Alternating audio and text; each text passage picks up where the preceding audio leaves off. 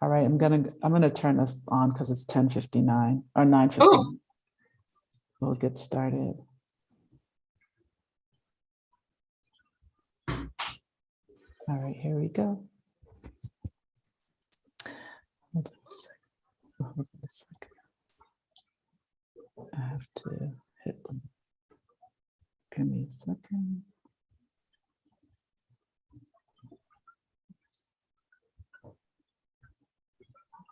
Okay. All right, we're live. Good morning, everyone. Welcome back to my channel. This is Michelle for Afro Expats. I have the complete pleasure today of having Helen Marie here to just kind of discuss what she does over in Playa del Carmen. Good morning, Dee Walker. I love her. She's always on supporting. I'm happy that I met Helen Marie through a friend, and then we started communicating. I actually did an interview with her, but she has a very interesting business that I feel that a lot of people can really benefit from, especially in this day and age with all the things we have on our plate with stress.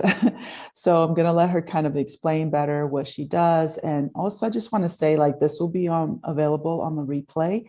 If you have questions, you can put them in the comments. If you have questions today in the live, you can put them there.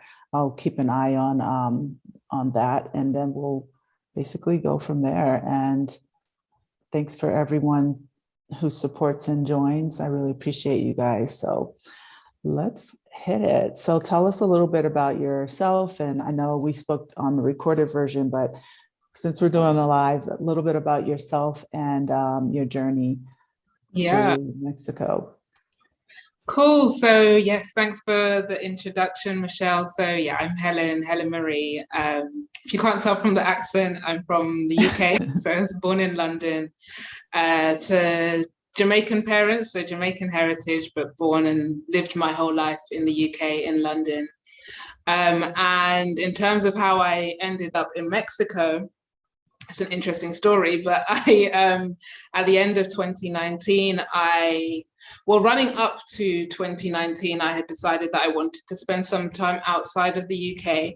It's funny because for my whole life, I thought I would live and die in the city.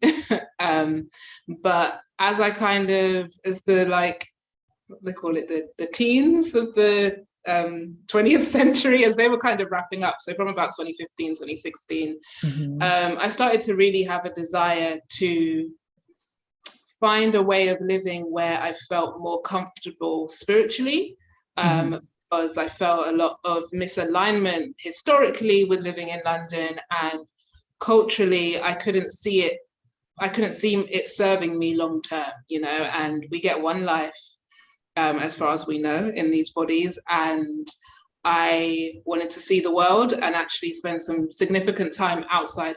Okay, I had traveled quite a bit before, but just on vacation, like for 2 weeks. I think the longest time I went away was for 3 weeks in 2018.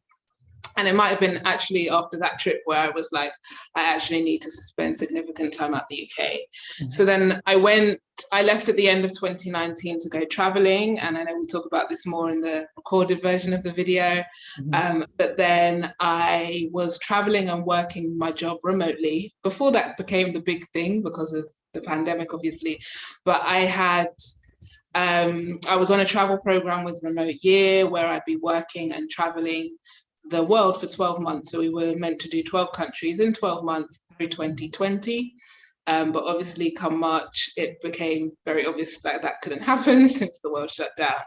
And at the time I was in Medellin in Colombia. And I already knew that part of me needing to leave the UK and needing to leave that culture also was linked to me needing to change the work that I do. And I wasn't ready at the time financially, or I'd even say like energetically, spiritually in my body to say I was going to cut ties in that way. So the working and travel was a nice compromise. But once everything kind of fell apart and I found myself probably in the biggest state of anxiety that I've ever been in, because the world was falling apart and I was in Colombia, Medellin. I had 2.5 months previously just packed up my whole life in the UK, and I was suddenly set for the biggest adventure of my life, and then it was being cut short, and I was in Medellin. Oh, wow. A city I didn't know. Like, I spoke very limited Spanish, and but I decided at that point that, since, you know, I do everything very spirit-led anyway, and we'll talk about this in my work too, but I definitely saw it as, okay, so I'm in a position where I've packed up my life in the UK and the world is falling apart. So wherever I am in the world is going to be a little bit uncomfortable, or a lot uncomfortable. Can I use this time whilst everything is unstable to actually create and use this as an opening to create the path I want to create? Because it really was a case of, I saw myself as either going back to what I had chosen already quite clearly that I didn't want to do, or actually just going 100% full force for what I did want to do. And that's essentially what I chose to do out there in March in Medellin. So I ended up staying in Medellin right up until about this time last year, actually. Yeah, it was the end of October last year that I was my last day working corporate. So from March to October, I essentially just worked as much as I could, saved as much money. I was on lockdown. I was living in Medellin. The cost of living was low. You know, Airbnb hosts were literally begging people to stay in their apartments because tourists. So I really used that as an opportunity to set myself up for opening the potential of what my life could bring. And it, in that journey, brought me to Playa del Carmen. I heard of Playa del Carmen via a friend who was here at the time, a young woman who I'd met in Medellin, but actually she came over to Mexico first.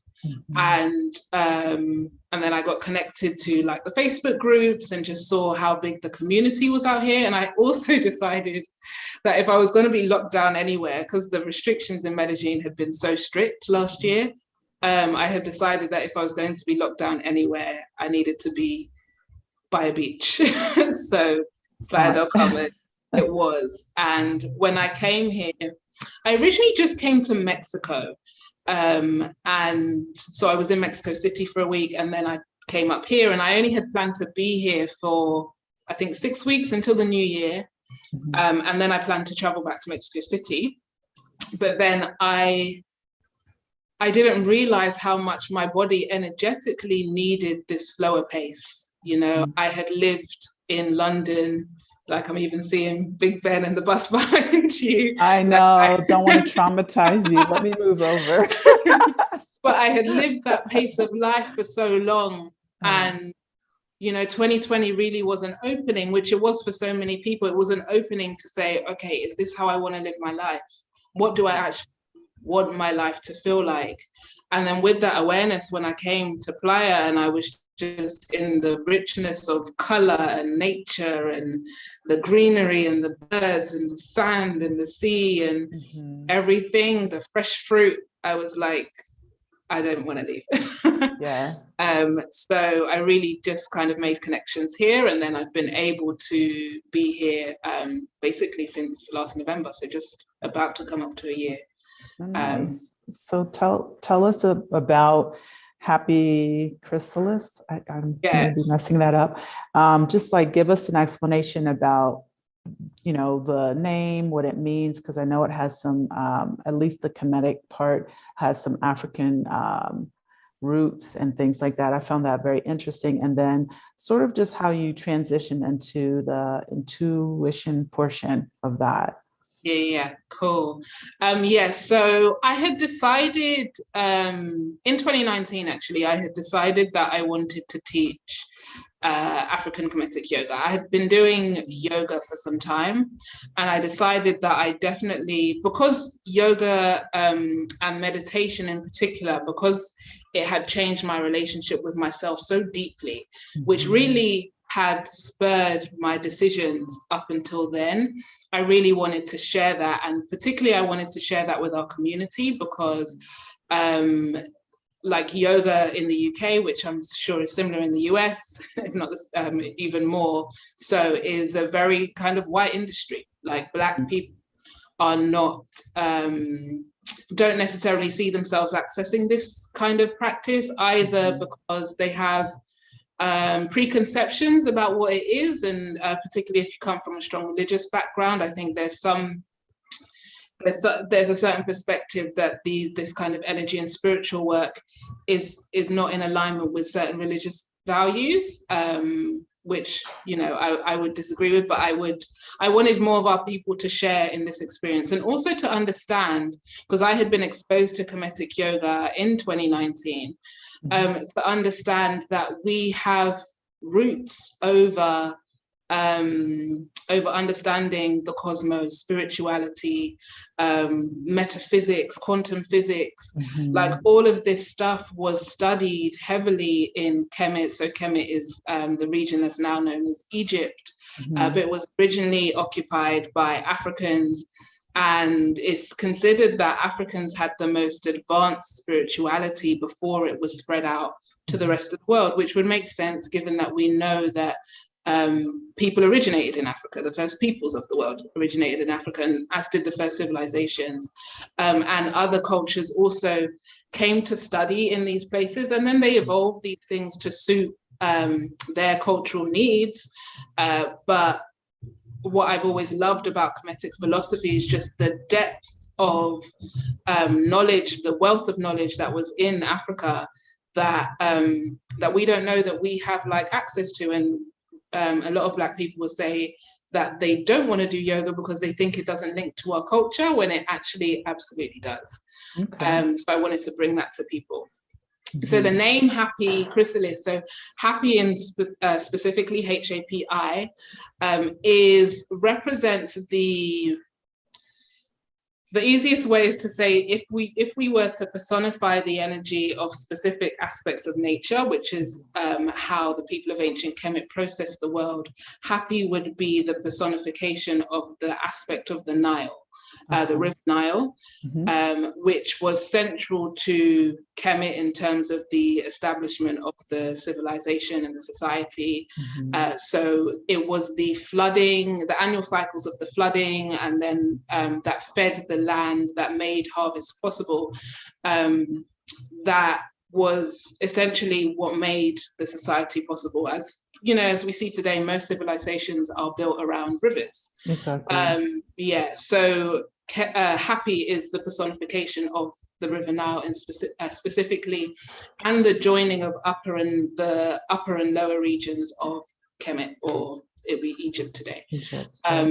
So when we look at the personifications of these elements with Hapi, we're talking about unifying the higher and lower self, and then also recognizing the energetic cycles that create abundance and fertility, which is really important to the work that I wanted to do, because I, as well as teaching the yoga and connecting our people to these principles, I really wanted people to use the yoga not just for the physical body, although you do get those benefits of, you know, flexibility and strengthening, but also to see these tools as tools for accessing their highest self, their highest consciousness, their most expansive wisdom, their intuition, and recognizing that, because the reason that these tools came into being was not for flexibility, it was being able to harness the power, the life force within our body, so that we can show up and create and live as the full beings that we are. So we're fully actualized, we trust ourselves, we have confidence, we're grounded, we don't get drawn into stress and fear, and we show up as the highest of the most expansive and powerful version of ourselves, which essentially is, I think, where society generally, certainly Western society, has taken us away from personal power, because it serves the society for people to not be personally empowered. But also specifically with this season in 2020 and 2021, control and freedom has been a big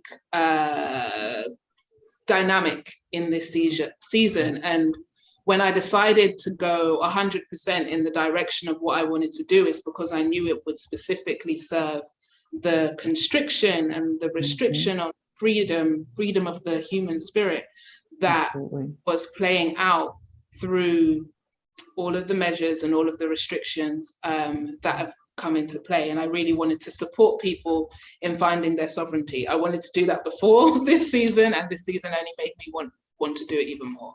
So it feels like you're really in the right time and phase for what you want to do, what you're doing.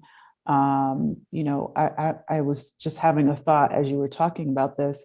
And I want to say hello. Hi, Dawn. Thank you for being here. I'm glad you're here to catch it live. Sorry, it took a while to respond to. I just didn't want to cut you off, but I wanted to ask you, like, what do you feel? And I know you're still kind of like streamlining your direction, but what do you feel, or what is your kind of number one goal, or what would you feel you achieved by, you know, having a session with someone? Like, what's your goal with Hapi? So we've it's me in spirit, but like us, we've had a chat. That's all we need. And it is streamlined. It's streamlined now. So I know, like, we've been going back and forth over the past month or so, but I have really got absolutely clear on the service that I'm offering through Hapi Chrysalis, and there really are two central pillars and kind of a third one as well. The two are stillness and flow, which is stillness and flow is the breath and movement classes, which incorporate African Comedic yoga. They also incorporate Hatha yoga, so you get the Vedic traditions incorporated in that as well. But as well as, so I've been studying, as you know, to be an intuitive intelligence trainer, which is essentially learning how to support people in connecting to into expanding their energy field, which is very difficult to explain. Is more that it has to be experienced in the body, because the idea of expanding your energy field is taking you beyond your conscious mind and what you think you are and what you believe the world to be. It's about taking you beyond that, which is why if I try and say it to you, because your mind can't go beyond itself without having the actual experience of it. So we use meditative practices and visualizations and working with what we call non-local intuition, which is the universal field that is the kind of the core of awareness and intelligence in our universe, working with that field to support you in experientially expanding your awareness of your body, so that you're able to, with expanded awareness, you're able to hear that unified field speak to you more. It feeds your life force energy. You're less likely to deal with stress, which will have a direct impact on how your body processes illness, but then also how you show up in the world, because you feel more confident and you're working with a force and an energy beyond your physical body. So that principle is embodied through stillness and flow, which is the breath and movement class and sessions that are really focused on yoga, but then also with the intuition expansion sessions, which are one-on-one sessions, which I do. And in fact, because of just now coming into the final month of my program, I'm now able to offer case study. Well, I now need to do case studies to complete my training. So I am able to offer, between now and the end of December, complimentary sessions that are part of my case studies to be submitted. And then in January, I'll be launching the paid service. So if anyone is interested in doing that work, they can absolutely contact me now. And the details are all on my website. And they'll also be in the description box as well, all of the ways to contact. And I believe they're already there, but I will make sure that anything extra that needs to be added, I'll do that. But right now, okay, with the complimentary sessions, that's great. I'll volunteer. Right. But what does that look like? What would that interaction look like? So the complimentary sessions are 2 sessions. They're both 75 minutes in length, online, where, because I'm essentially working through Hapi Chrysalis specifically to support women who are trying to or want to drop fear, trust themselves to create their lives. Because we all have ideas about what we want to do, but a lot of us don't trust ourselves to bring that into fruition, that we don't trust ourselves to not get overwhelmed by what we think we can't do, by the barriers that overcome, or whatever subconscious behaviors we hold, we think that will weigh us down, so we don't step out and do the things that we want to do. So it's essentially about supporting women with stepping away from systems that don't serve us, but we're very much tied to, and stepping outside to create lives that do serve us. But we have to be brave to do that because we're overcoming so much programming, which is essentially the journey that I've been through over the past like 5 years or so, but specifically the past 2 years, has really been going through that process. And that's why I really want to serve women in this space. So we do 2 sessions. The first one is led by me, where it will be a case of working with different energy practices. So going into altered states of consciousness through meditation and visualization, accessing and understanding. So me accessing and understanding your subconscious fears, purely working with non-local intuition that I can connect to that information through energy. So just understanding what the subconscious fears are, what the root of those subconscious fears are, how they show up in your body, which of the chakras are affected. So understanding which energy center in the body is blocked by you holding on to this fear or belief. Going into what's called the Akashic Library to understand. So the Akashic Library is essentially a universal record of all things that have ever happened and ever will happen in this universe. So we can have things that have happened to us in concurrent lifetimes, or might be due to happen to us in a future lifetime, that are affecting our energy body, and our energy field can have a knot because of that thing. So it's all about accessing what we call an instigating event to understand how that energetic knot has come to be. And then essentially, once we go into this very deep dive on fear, bringing you back up to understand and to process that fear through higher vibrational energy. We work with what we call the archetypes, which based on the work of Carl Jung, the psychologist, but also Caroline Myss, who does a lot of work on subconscious awareness as well. So looking at energetic patterns, which essentially affect all of us in terms of our behaviors, and then returning you to a place where you can identify essentially how that fear is playing out in your life, and then have the tools to be able to do that process essentially by yourself. So that's the first session, which I would lead you through. Okay. And then the second session is similar, but it's you learning how to do this for yourself, because we all have the capability to access our intuition, to access what we call like superconscious intuition within our bodies.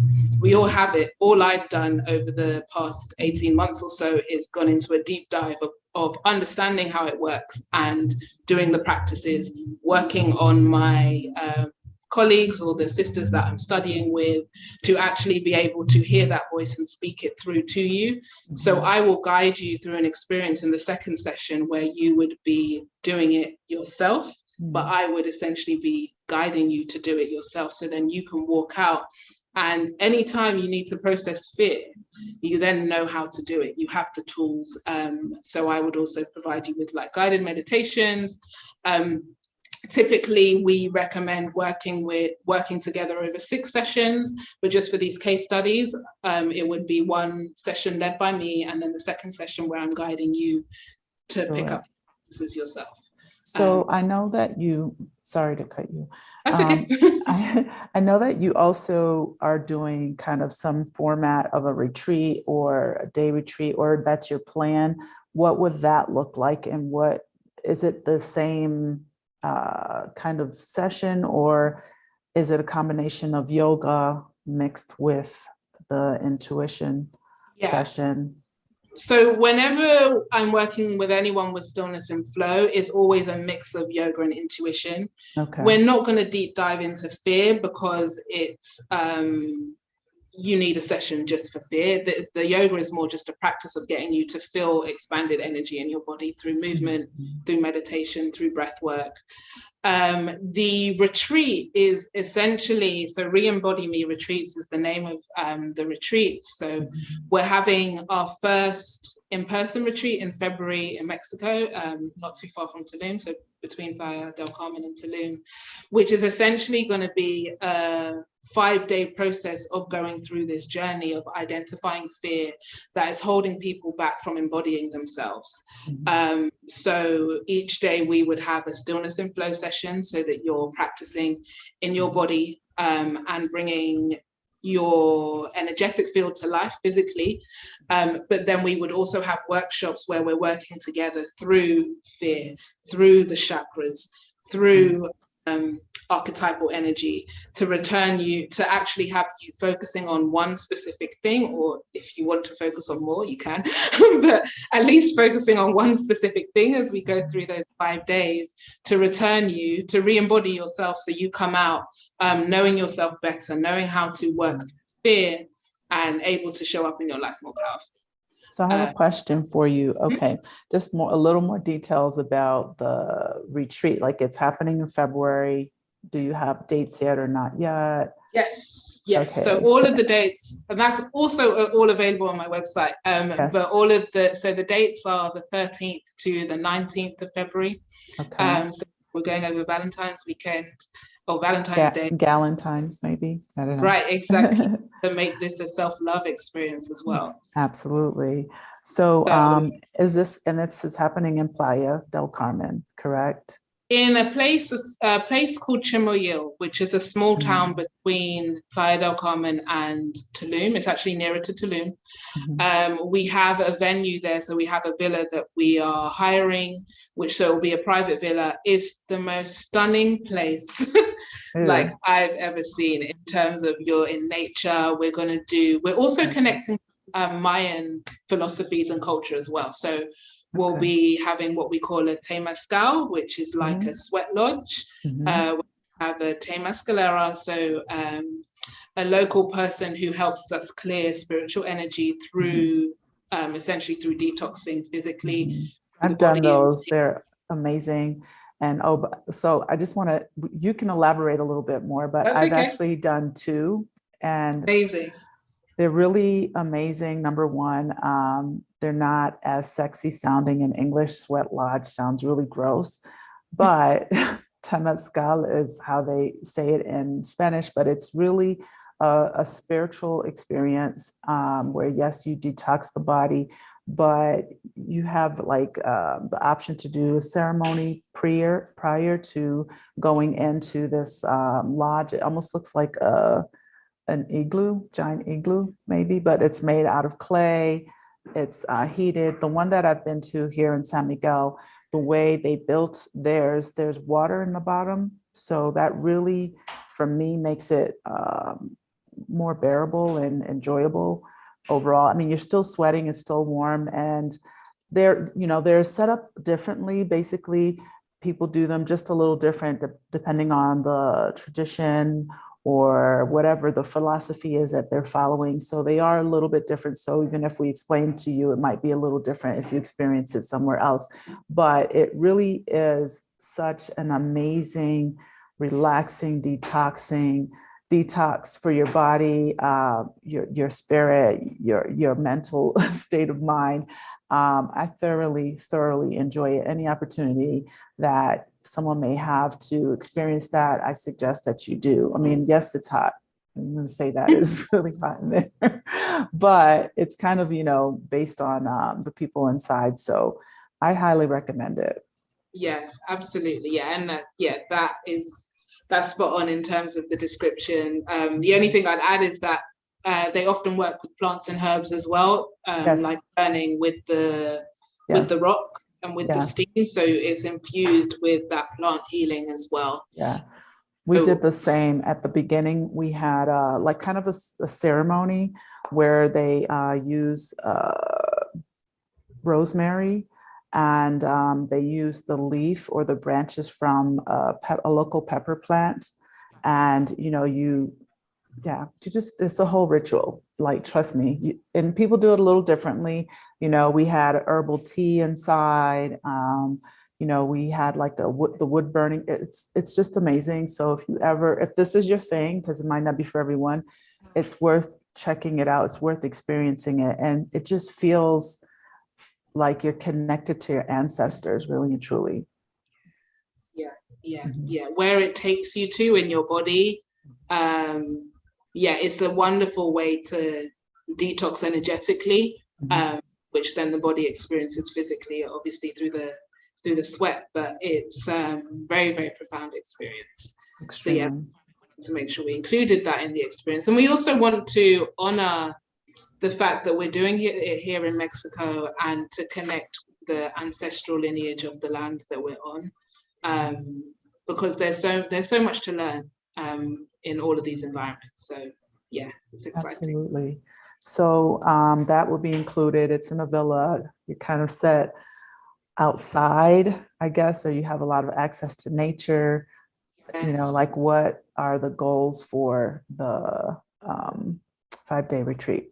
Like, in the end, like, if you were selling it to me today, like, hey, this is what we hope you will leave with. What's that? It's essentially a new understanding of who you are and what you can do in the world. So going deep enough into your subconscious sphere, but being held in that experience, so that you can identify what is there beneath, and then release it, so that you have essentially more power and more energy in your body to show up in the way that you want to show up in your life, whatever it is you want to create after this 2-year experience that has been very chaotic on the energy body.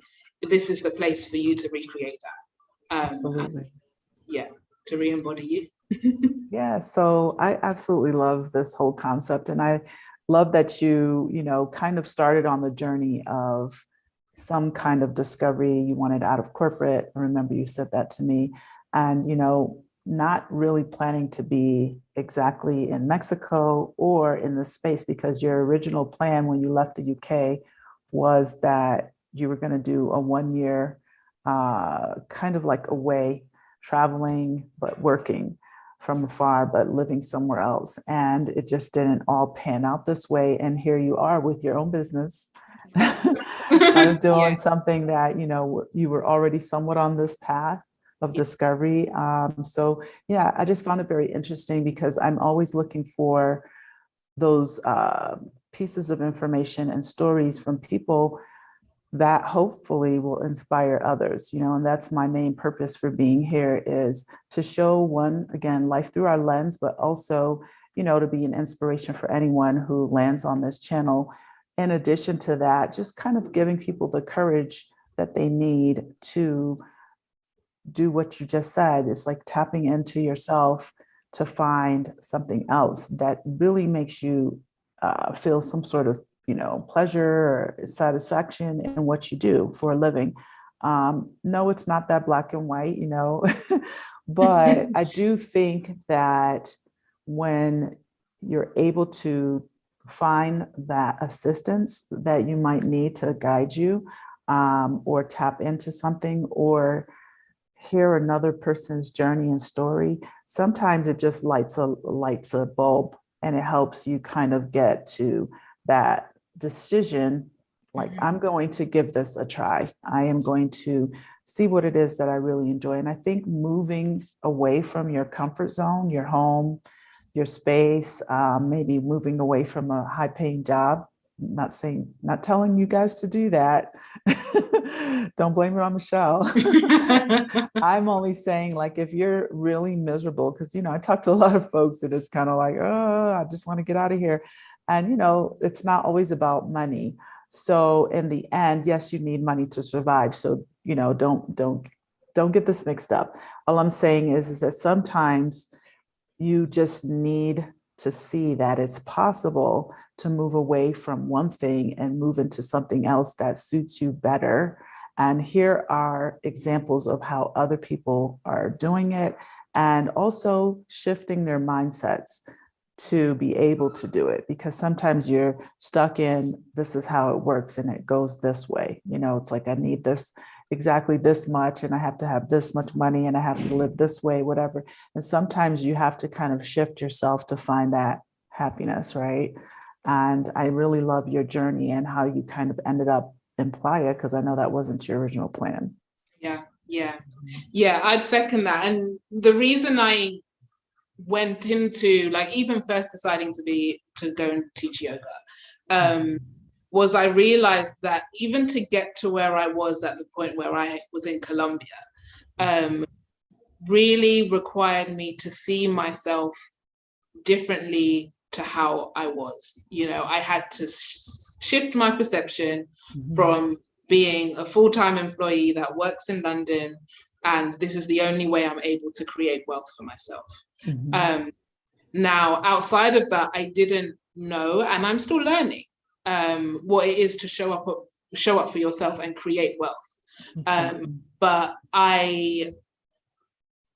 something in me knew that I had to go beyond the scope of what I was doing, and what my current life looked like.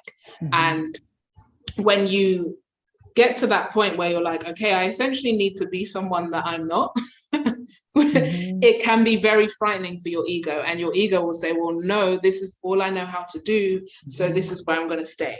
And I feel safe here. In fact, a lot of people don't feel safe where they are, but it's like, this feels safer than that. Is all, as we saw in 2020, everything can change in the blink of an eye. Absolutely. And which makes it even more important for us to understand how to be the creative force that we are and that we have the potential to be. Where we've fallen into this society where it's the mainstream thing to get your wealth from someone else's creativity, it puts us into a position where we forever are reliant. Sorry, that's my neighbor's dog. If you can hear that in the background. It happens. I'm not bothered. Go ahead. But we fall into a place where we will only ever be dependent on someone else for the quality of our life. And I wasn't waiting until 70 to be like, I spent my whole life living someone else's life. No, it's true. It's true. And we're so conditioned. We're so conditioned this way. I know that I can say that, I look at, people in their 20s, and I feel like they just have a complete different perspective on what's out there and what's available, obviously with internet and technology and all these changes. But I remember just kind of like graduating from high school and, okay, go to college, which is not just, I still promote higher education, if that's your thing, or some sort of trade. But it was like, get a job. And, I started immediately working in a corporate job. I worked for an insurance company right off the bat for 5 years, get a 401k, do this, do that. And there's nothing wrong with those things, but it was sort of like, I remember the feeling of, I have to climb the corporate ladder to feel some sort of accomplishment or success, where I really, truly, my thing was to be creative. I always loved interior design. I always loved houses. That's what I should have done. And unfortunately for me, at that point of my life, there weren't colleges where I lived. Now there are, that offered these courses. It was like you had to go to a special college in New York City or somewhere fancy to have access to these things, when maybe all I needed to do was work with someone that did it, because, we all have like that natural innate thing that we know how to do.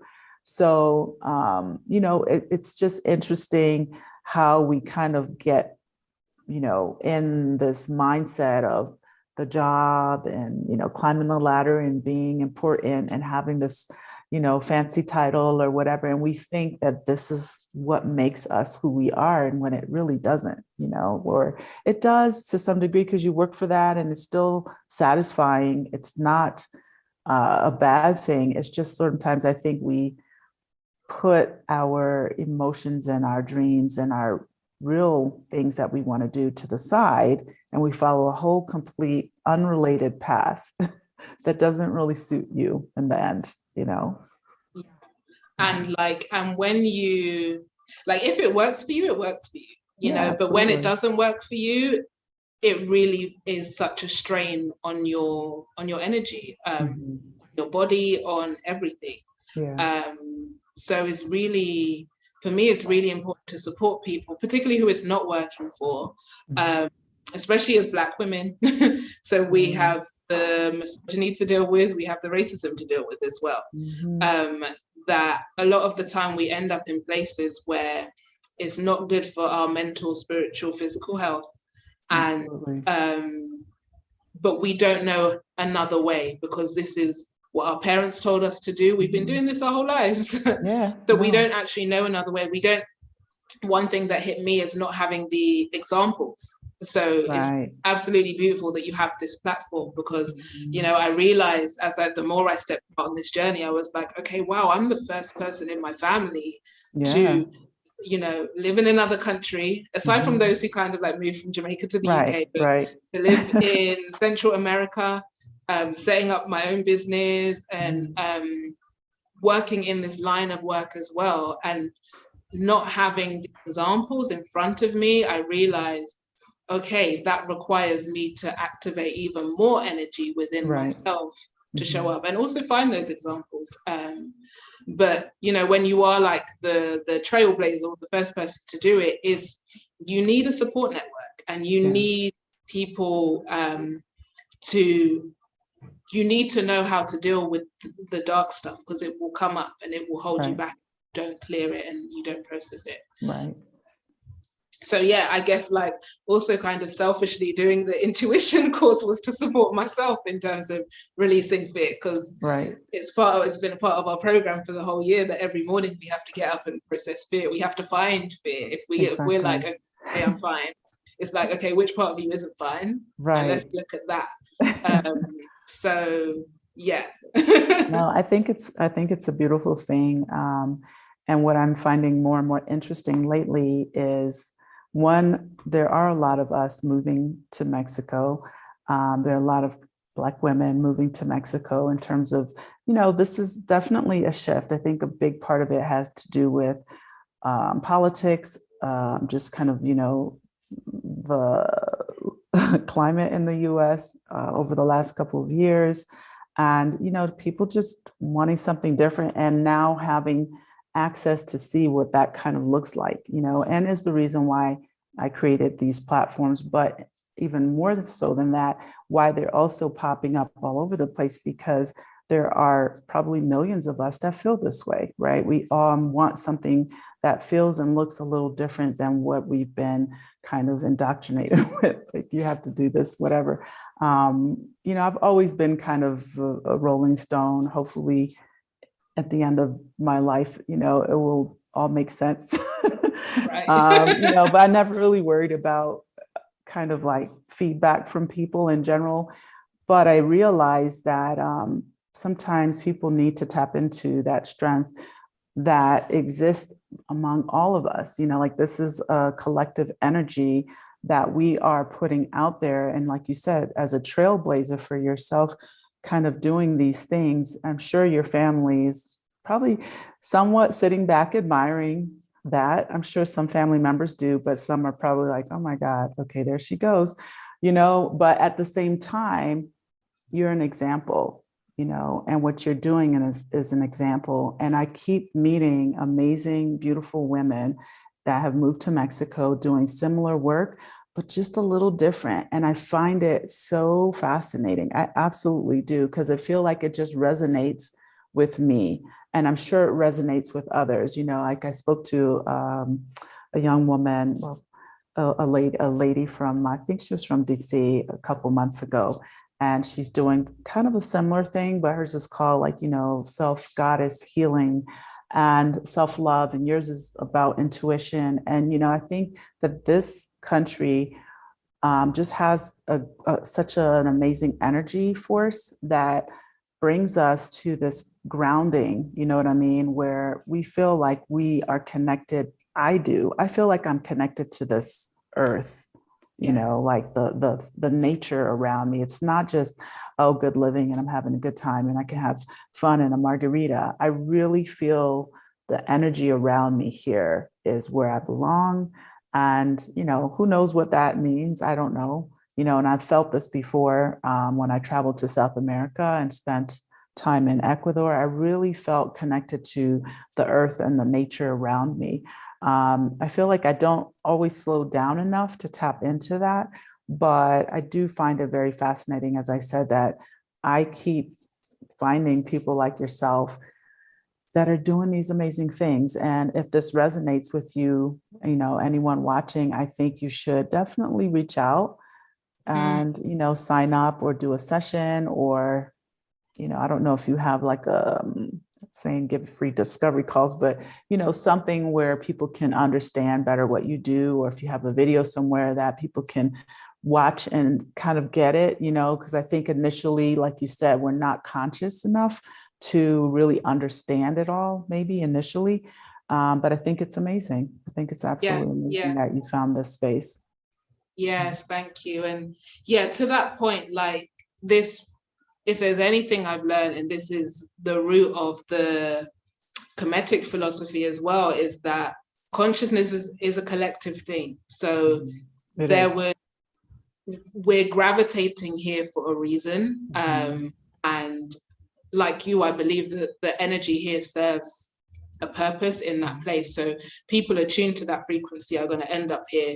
They may think they're just going to Mexico, but they've been drawn here, like it's all perfectly designed so that that energy can create itself. And we're energetic beings.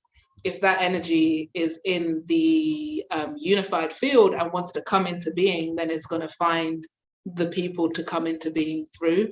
And it seems to be that Mexico is holding this space in that way, because there's so many people aligned at this time as well, for so many people on the same mission to be in the same place. Right. And there's other places in the world too, but is definitely the sign of a ripple, what we call like a ripple in the energy field that wanted to create itself. Absolutely. It's beautiful to be able to surrender to that. And I also feel very privileged to be able to surrender to that too, because not everyone has the means or the I think like the belief to do it, you know, is why we do this work, to support people in getting to that place. Absolutely. And I think it helps people probably find a space where, yes, you can be led down a path potentially for you to earn a living somewhere else. It may not be the exact number of what you had before, but you also have to remember that in different parts of the world, including Mexico, it's not as expensive. So, you know, that's also an adjustment. And that's even my own personal experience. Years ago, when I first, you know, started coming to Mexico, that was on my mind. You know, I had the opportunity back in 2005 or 6 or whatever to live in Mexico. And I could not wrap my brain around this. I was like, oh, I'm only going to make blah, blah, blah. And I'm only going to, and I remember at the time, you know, the folks that were around me, they were like, well, you only need but this much to survive here. And back then it was even less. I remember someone telling me like it cost me $200 to live in Mexico, where they were. And because things were already kind of prepaid for as far as like living, you know, cost of living. So in saying all of that, you know, it's one of those things where I had to also kind of grow up in this way. You know, I had to mature and think about this. And it's not $200 to live in Mexico. I'm not saying that. It was then. This was 10, 15 years ago. And this place was not where I wanted to be. But my point is that I couldn't wrap my brain around making like way less money and how to, you know, all I kept thinking, well, what am I going to do? And, and now fast forward to, you know, 2018, when I moved here, I realized, okay, well, the economy to survive here is less, and I also am going to have access to. So I had to kind of grow up in this sense, and really just think about everything in a different way, in a different fashion. So, yeah. Yeah, for sure. But I guess lifestyle also changes too, yeah, in terms of where you spend your money on. Because one thing that hit me in terms of how much I love living here is I consume a lot less because I love my life. And I realized how much of where I was spending money when I lived in London was to pacify the fact that I wasn't happy.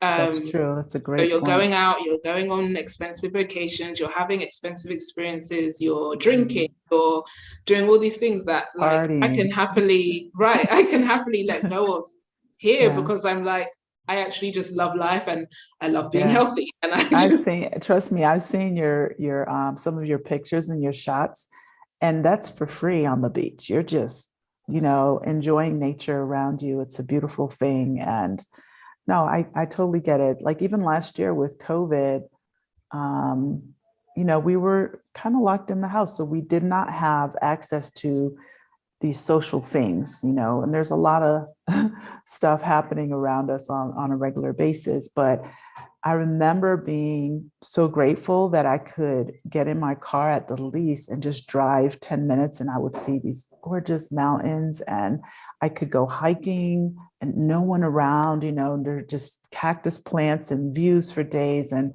really feeling, and even driving out to like there's a pyramid that's about 20 minutes away. I couldn't get all the way in, but I could still see it, and I just remember driving up this road, no one around, just like cows, some horses, maybe just grazing on the side of the road. And, I remember thinking like, this is amazing. I'm so glad I'm stuck in Mexico or this space during that time when everything just stopped, and all the fast-paced things. So I was very grateful for that. And I think that we start realizing what we should be appreciating and being more like conscious of what's going on around us. I was really happy that I was here, because I spoke to several folks and friends that were in New York City. And they were going crazy, and it's like work and can't go out, only can get groceries at the door. And I remember thinking like, okay, this isn't a bad place to be, regardless of what's happening and how stressful it feels for everyone right now. And obviously we all were affected by COVID. We all, I'm sure, lost someone, I lost several folks. My point simply is that it was nice to have access to this, and I'm very grateful for that. And yeah, I could live in a shoebox here. I'll be happy because I can go outside. Right, absolutely.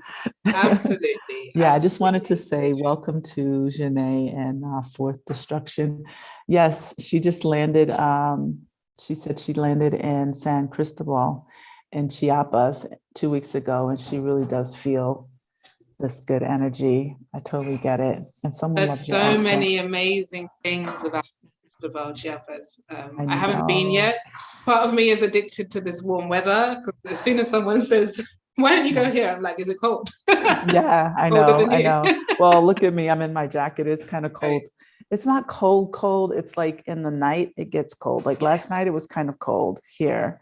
And we have a little fireplace and we turned it on and it feels cozy. It feels like fall, like a late fall day.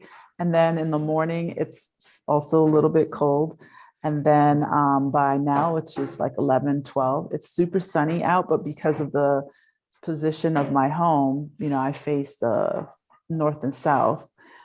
I don't get that east rising sun. I get it in the afternoon when it's, going back down on the west side.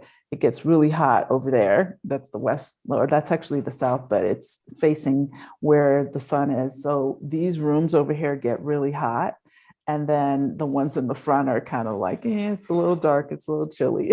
Yeah. So I always have like layers on in my house until I get warm. But if I go outside, it's pretty nice out. But anyway, we digress. Say thank you so much for being here. Please share your website. Yes.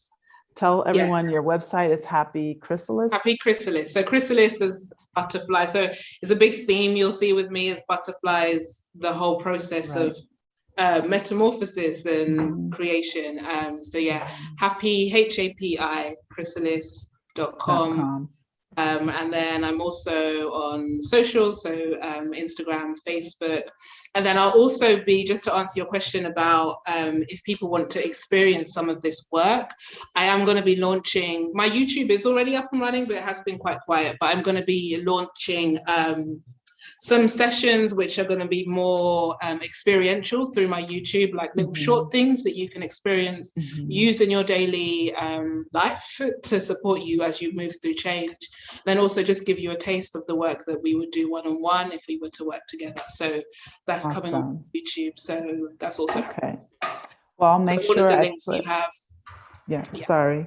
I'll make sure I put everything, your socials. I know you sent me a bunch of things and I think I added everything, but sometimes when I'm doing like the live setup, I don't add it all till after. So I'll put it all there for anyone who watches the replay of this. If you have questions, please feel free to ask.